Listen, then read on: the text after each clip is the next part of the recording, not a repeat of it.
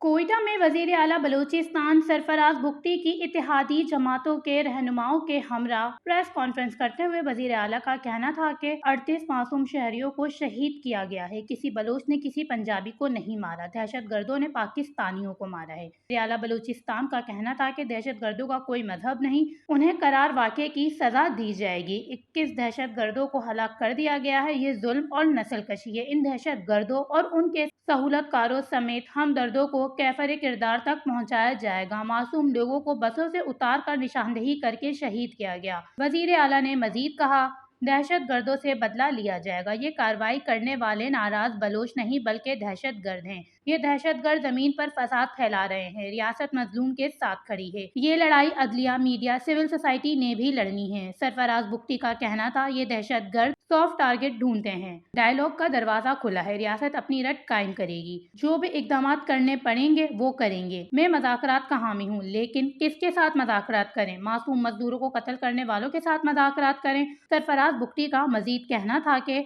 Bloch नौजवानों को कहना चाहता हूँ, इन दहशतगर्दों के प्रोपेगेंडे का हिस्सा ना बने। अगर बलोच नौजवानों को नौकरियां या गवर्नेंस के हवाले से गिला है तो हमें बताएं। Watch news, Quetta, Balochistan.